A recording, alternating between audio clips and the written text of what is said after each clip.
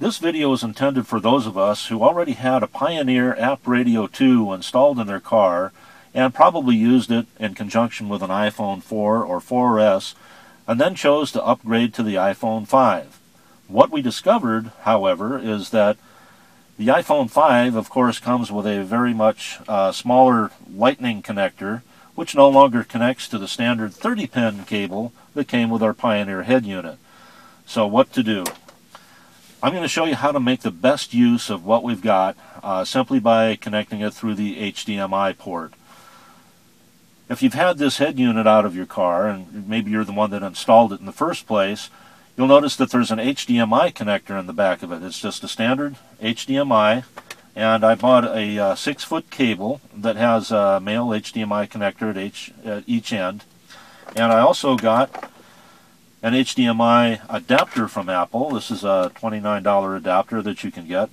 Converts to lightning cable on the other side. And what we're going to do is plug this into here, into the lightning cable, into the adapter. And you'll notice this adapter also has a second port, which is intended for plugging in your USB connector that will allow it to charge the phone while you're watching video through it. So we're going to plug this into here. On the other end of this, conveniently enough, on the Pioneer cable that has your 30-pin adapter on it, if you've ever upgraded the firmware on your device, you're familiar with the USB connection plug that's already on this cable. I'm just going to take and plug this into that USB port because it's what powers 12 volts to the system. Now let's take this combination adapter here and we're going to plug it into my iPhone 5. And you'll hear the little beep that indicates that it's now charging the phone. I'm going to put the phone into my adapter right here. I'm sorry, my phone mount. And I have the cable strewn out here so that you can see it better. Normally that's tucked away. Now what we're going to do is, you'll notice on the interface here, we have on our apps icon here. I'm sorry about this for you hardcore iOS and iPhone fans. It now puts a little Android character on here because we're connected through the HDMI port, and it thinks there's an Android connected to it because that's what that port is intended for. So let's hit that apps button, and then this is a simple Bluetooth message here. You can just hit OK to that, ignore it essentially. Now we have the standard screen here that says that the parking brake has to be on. Incidentally, this is a non-modified head unit. This is straight out of the box. There's no software or hardware modification to this at all. So this is what you'll see on any standard stock head unit. What I've done in this case is I've installed a toggle switch in this car that simulates the handbrake being on so that you don't have to actually pull the handbrake up. So we're going to pull that lever up, and you'll notice the screen is black, but when we turn this on, that's mirroring the phone to the head unit. This is in fact called mirroring on the device, and this is very similar to what you do if any of you have an Apple TV. You're mirroring this the same way you do with an Apple TV. Now this in itself doesn't seem very useful right here, but what we're going to do is show you how you can at least watch video and listen to audio and movies and podcasts. I happen to like to listen to and watch podcasts a lot, so I'm going to hit my podcast. Incidentally, you'll notice that one downside to this, of course, is that your touch screen no longer functions. You see you get the little icon up there.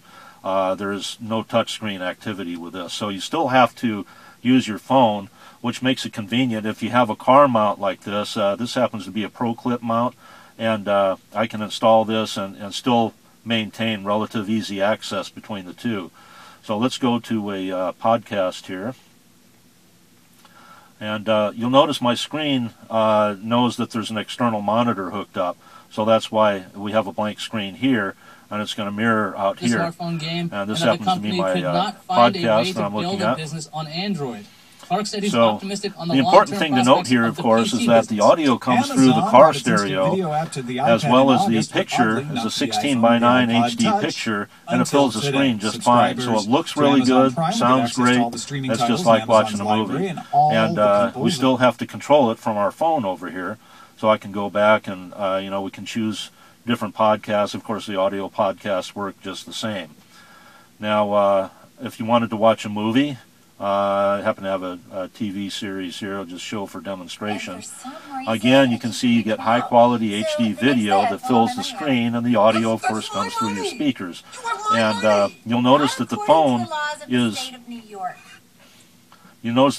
vertical, yet we get a landscape picture out of the app, which is really handy. So that means you don't have to rotate the phone.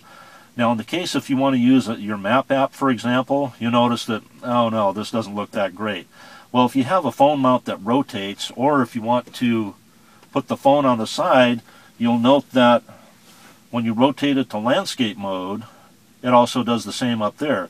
So if I need to, I could probably just set my phone down here, and then I have full access to my map up here, and I can do everything on here that I need to look at.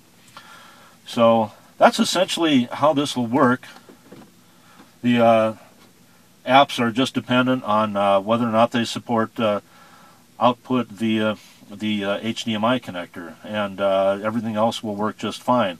Now, by the same logic, if you were so desired, you can use an iPad. I happen to have an iPad 4th gen here, which of course has the Lightning connector too. Now, I guess if you were making a long trip and you were traveling alone and you wanted to put the iPad on the seat next to you, you can be charging it at the same time and still utilize this. Again, we'll go through here and hit the OK to that, and we still have the same thing. Now, the only difference here is that when it's in your icon mode, it does recognize screen rotation, so that's kind of handy. Again, if you wanted to watch a video from here, we can pick a video out and play it, and it plays great. You'll notice that it has the full cinema widescreen as well. And that's kind of important. You got the little bright black bars top and bottom, but you can see the entire picture. So if you're parked somewhere and you got some time to kill, nice way to do it. This is kind of nice, and you got your sound over your speakers. So that's how that works. So we don't have touchscreen and we lose some functionality, but overall it's better this than nothing. Now I'm going to have a second video here that will show you, if you want to neaten this up a little bit. You'll notice right now, of course, we're using two cables here, the HDMI cable and the charging cable. There is a way actually to get rid of this HDMI cable though. If you just wanted to simply plug this into your phone and do the same thing we're doing right now, and have your system look just like that with a single wire. It's possible to do, but a little more money, and it's a little trickier, and it's using the Apple TV.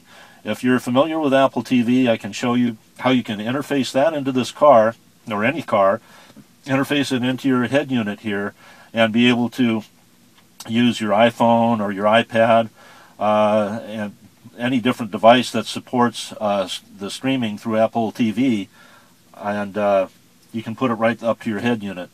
But that'll be in the part 2, and we'll connect you to that next.